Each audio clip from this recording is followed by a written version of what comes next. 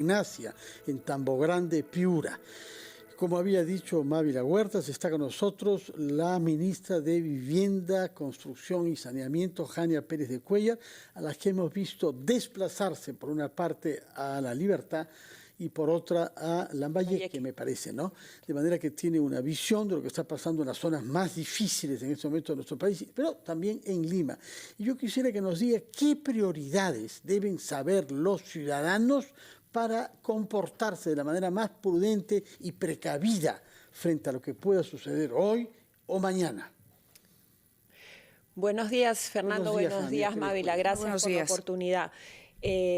Bueno, con respecto a los mensajes y qué es lo que debe hacer la población, quiero decir que esto es importante, que se trabaje de manera conjunta. Esto no es solo responsabilidad de las autoridades locales del gobierno nacional. El comportamiento, como bien lo ha señalado Fernando, el comportamiento de la población tiene mucho que ver. Nosotros debemos tener una cultura de prevención. En ese sentido, ¿qué les podemos decir hoy? Hoy día les podemos decir que tomen las previsiones del caso para, si es posible, se muden a otra zona donde no esté en riesgo su vida.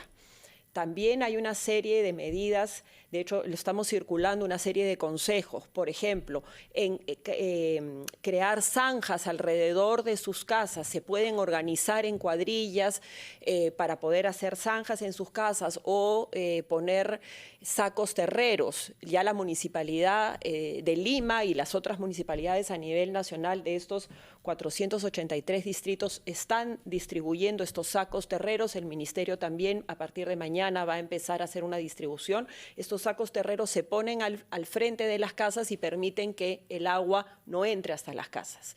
Eso es número uno. Número dos, apagar los electrodomésticos, tener todo desenchufado para que eso no haya cortocircuito con el agua. Tres, no vaciar, lo hablábamos antes de iniciar la entrevista, no vaciar o no tirar al desagüe productos como ya hemos encontrado, colchones, inodoros, en las bocatomas hemos encontrado, inclusive yo estuve el otro día en Chiclayo, hemos encontrado inodoros, hemos encontrado una moto, una bicicleta en un canal. Entonces yo creo que tenemos que ser conscientes de que la responsabilidad no solamente es de las autoridades, nosotros también somos parte de la solución o del problema. De acuerdo. Queremos preguntarle varias cosas. Si esto ya es un fenómeno del Niño instalado o por instalarse en nuestro país. Hablar también de este bono de arrendamiento que ha anunciado el ministerio que usted dirige, pero debemos ir a la pausa de la hora y continuamos conversando con la ministra de Vivienda aquí en RPP. 8:52 de la mañana y continuamos en ampliación de noticias. Habíamos dejado pendiente un par de preguntas para la ministra de Vivienda, Construcción y Saneamiento, Jania Pérez de Cuéllar, quien nos acompaña esta mañana. Y le decía, ¿esto ya anticipa o es la instalación de un fenómeno del Niño ante el que hay que prepararse, digamos, y no dejar pasar más tiempo? Mávila, de acuerdo a lo que ha señalado el CENAMI, esto forma parte de la temporada de lluvias. Lo que pasa es que se han agravado por la presencia de Yaku. Sin embargo, como bien ya señaló, todos los indicadores de hoy, con esos indicadores de hoy se prevé, hay una gran probabilidad de que se instale un niño a partir del 2023-2024. Entonces, los meteorólogos funcionan con cifras muy exactas y con indicadores muy reales. Entonces, esos indicadores hoy no están asegurados, pero todo indicaría, el pronóstico indicaría de que sí, que tendríamos presencia de un niño, le llaman un niño global. Así es como lo categorizan. De acuerdo, un niño global. Hay un cambio climático, definitivamente, que ya está generando una serie de consecuencias. Lo vemos aquí, lo vemos en otros países también. Y lo que usted dice es importante porque ya no podemos esperar. El Perú constantemente se encuentra en esta situación. Parchamos, pero no prevenimos. Ahora, le preguntaba también por este bono. ¿En qué consiste este bono de arrendamiento? ¿Qué significa y cuánto tiempo será entregado? Este bono consiste en otorgarles a las familias que han perdido sus casas, ya sea porque han sido declaradas inhabitables o completamente destruidas, la posibilidad de tener un bono de 500 soles mensuales hasta por 2 años. Esto se crea ya hace algunos años porque antes lo que se hacía era las personas que estaban, digamos, que no tenían un techo, se les dirigía o se les daba la posibilidad de instalarse en módulos, pero muchas veces la población no quería ir a esos módulos. Entonces se crea este bono que le da la posibilidad a la familia de alquilar alguna otra casa o ir a vivir junto con un pariente. Entonces, lo que tenemos que hacer, estos bonos ya están habilitados, se cuenta con fondos, pero obviamente vamos a tener que hacer una demanda adicional al Ministerio de Economía por el nivel de impacto que estamos viendo, sobre todo en el norte, y vamos a ver qué es lo que sucede en Lima. Lo que se tiene que hacer es, los gobiernos locales tienen que hacer un padrón, el famoso ENAN. Tienen que llenar ese padrón de las personas que se quedan sin techo.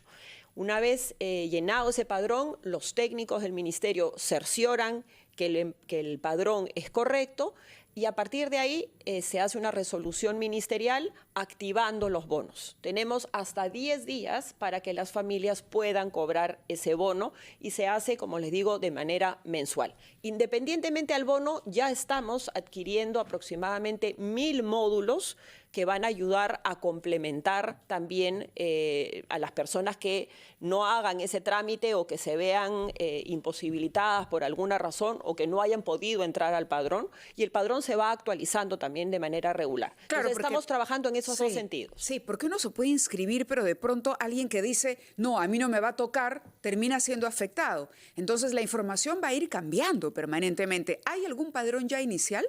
Están trabajando ya los municipios en llenando ese padrón. Ya está todo el equipo del subsector vivienda hablando con los alcaldes. Ya han habido varias capacitaciones, varias charlas virtuales en muchos casos y también con los equipos desplazados a través de los centros de atención al ciudadano que tenemos en las 24 regiones para ver cómo tienen que llenar ese padrón y de todas maneras hay que cerciorarse de que esos padrones están correctamente llenados. Hay que hacer una verificación para evitar, digamos, que gente que no necesita el bono le quite la oportunidad al que sí lo necesita de recibirlo. Quienes están afectados en este momento podrían acercarse a la municipalidad. ¿Esto ya está habilitado? Sí, ¿Podemos hacer esa convocatoria? Sí. De hecho, justo es lo que yo quería hacer, pedirle tanto a los ciudadanos como a los alcaldes que empiecen a hacer ese trabajo de empadronamiento. Nosotros a través de los centros de atención al ciudadano estamos llanos a poderlos asesorar en cómo hacer ese llenado.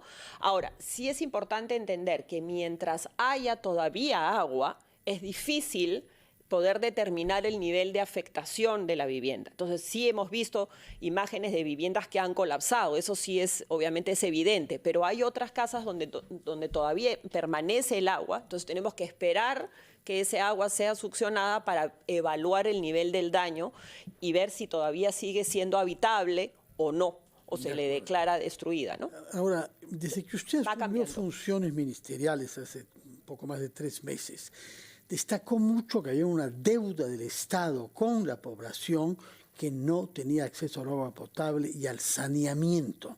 Esto es un derecho consagrado por nuestro marco normativo, pero además una exigencia de la salud pública. Yo quisiera saber si la crisis actual, producida justamente por un exceso de agua natural que cae, podrá ayudar o perjudicará el plan que había usted diseñado para acelerar el trabajo de inversión para que haya agua potable y saneamiento en los hogares del Perú.